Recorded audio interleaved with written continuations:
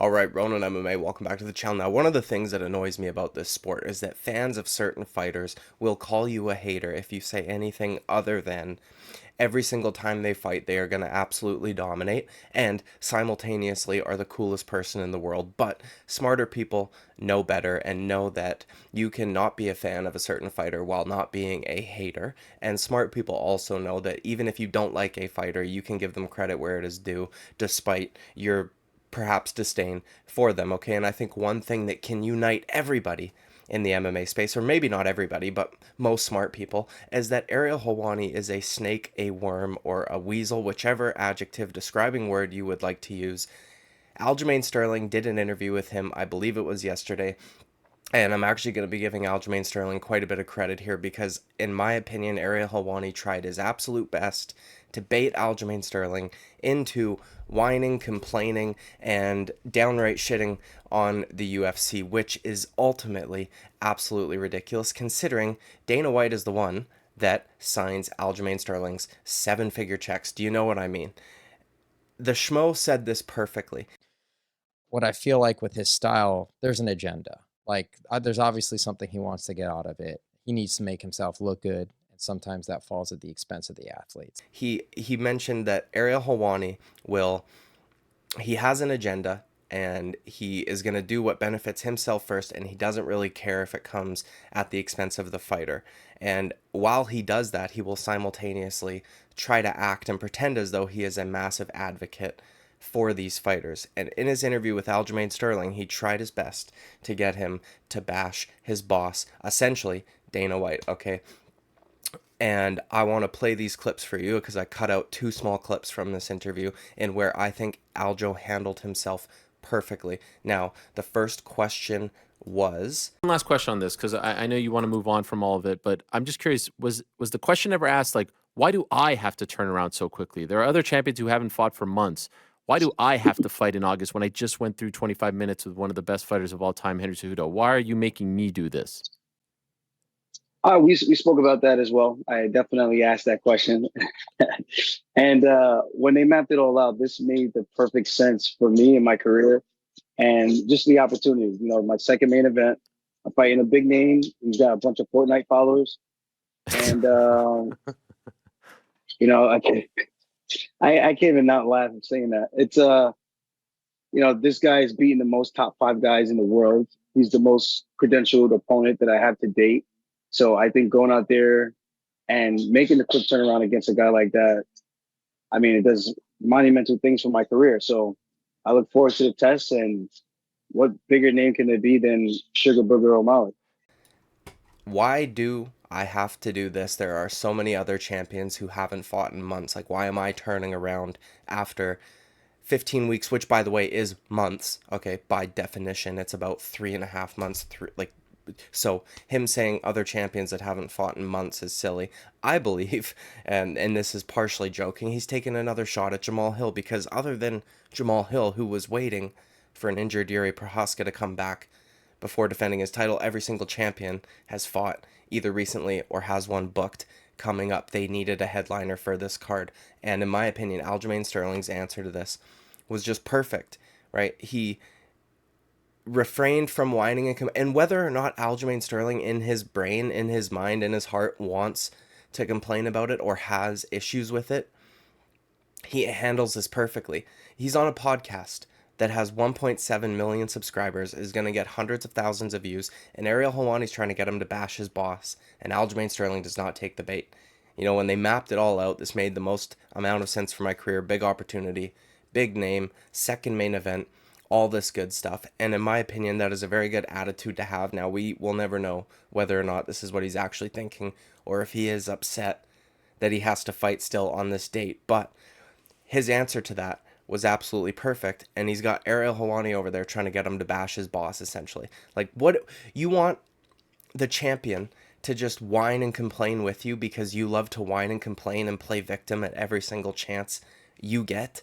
Like, it's just insane to me. And then the second question, in my opinion, is even worse than the first one. And now, if you think I'm reaching, you don't know Ariel Helwani's nature. He absolutely wanted Aljamain Sterling to go on and complain about the fact that he's got a fight, and then there would have been more follow-up questions that Helwani had that would have been degrading to the UFC, and he doesn't care if this would get Aljamain Sterling in trouble with the guy that writes his checks as long as he gets clicks. Now, the next question was, You mentioned something earlier there, and I'm curious to get your thoughts.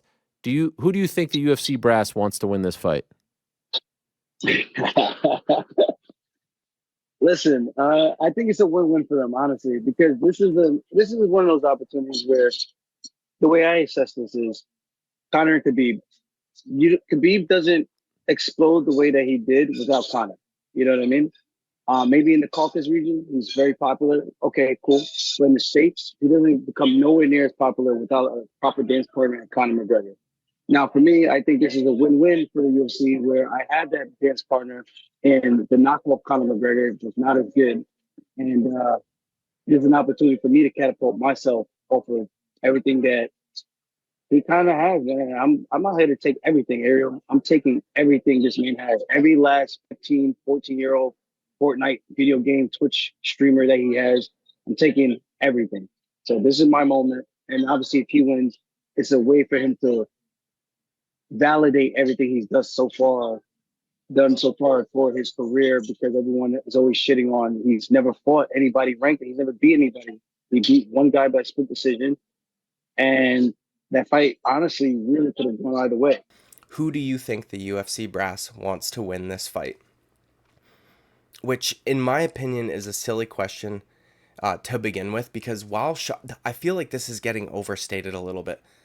While Sean O'Malley is a bigger name or has more followers on Instagram, maybe like more famous to the casual fans, perhaps. And I don't mean any offense if you're a Sean O'Malley fan, because I'm not one of these guys that hates Sean O'Malley, and I absolutely like to watch him fight. He has a very fun style, but I would imagine, and again, I'm almost 30. Okay, I'm 28 years old, so I like don't hate Sean O'Malley, and I would buy pay-per-views of him on there because I buy every pay-per-view. However, I would imagine the majority of Sean O'Malley fans are possibly not even adults yet who can't even afford to buy pay-per-views to begin with. So I feel like Sean O'Malley getting pushed out as this massive star that the UFC is like clamoring for him to win. I'm sure the UFC would rather Sean O'Malley win, if I'm being honest, because his style is a little more exciting. But his next matchup in Marab would be horrible for him anyways. He might only be like a single defending champion. Do you know what I mean? I feel like his star power is a little overstated in the sense that it wouldn't necessarily translate to a ton of pay-per-view buys. Now, Aljamain Sterling, I would imagine, doesn't sell a whole lot of pay-per-views, but his answer to this is perfect. Like, he compares it to Conor and Khabib, says Khabib wasn't the biggest star. You know, maybe in the Caucasus regions he was, but over here, and he says in the States, but I would, in the West in general, right, where the vast majority of pay-per-views are bought and sold for the UFC, he wasn't a huge name, he wasn't a huge star, and then after that he kind of was, right, after he smashed Conor. And then on the other hand, the UFC probably would have preferred Conor to win so that they could have done an immediate rematch with Khabib, and they had the highest selling pay-per-view they've ever had, then they could have had another one. And if Conor wins that, he's just an even bigger star at the time, and they would have made a fuck ton of money regardless. But the way that he compares it to that is perfect, because he even says Sean O'Malley's not Conor, but he's like a no-name brand version of him essentially.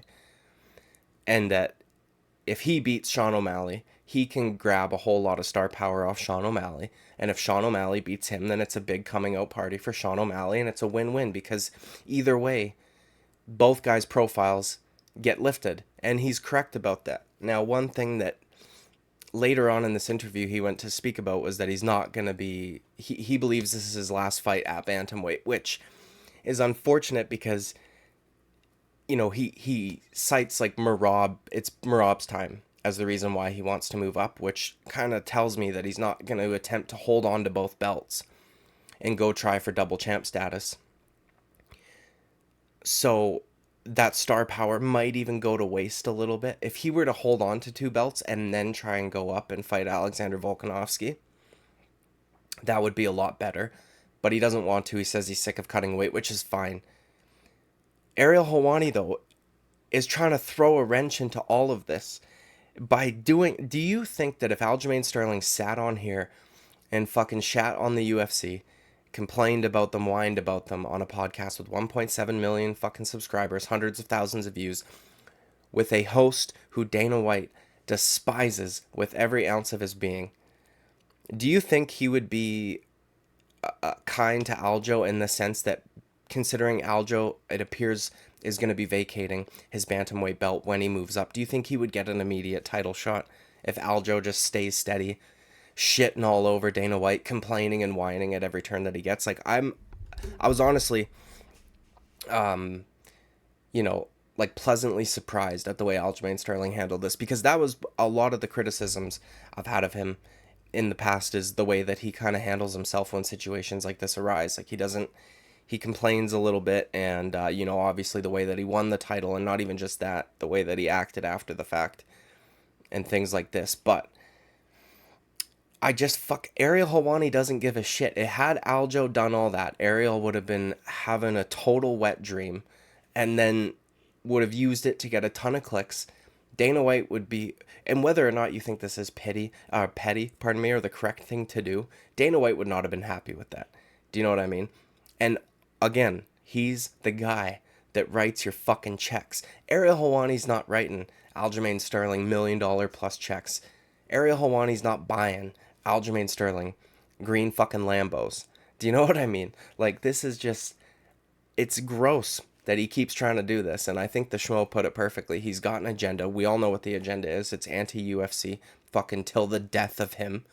And he doesn't care which fighters he brings down with him, as long as he's able to push that narrative out and get a bunch of clicks doing so, which the bunch of clicks works towards the fighters, goes against them. Aljamain Sterling would not get preferential treatment when it came to him moving up in weight classes had he just consistently shit all over Dana White with the guy that Dana White hates the most.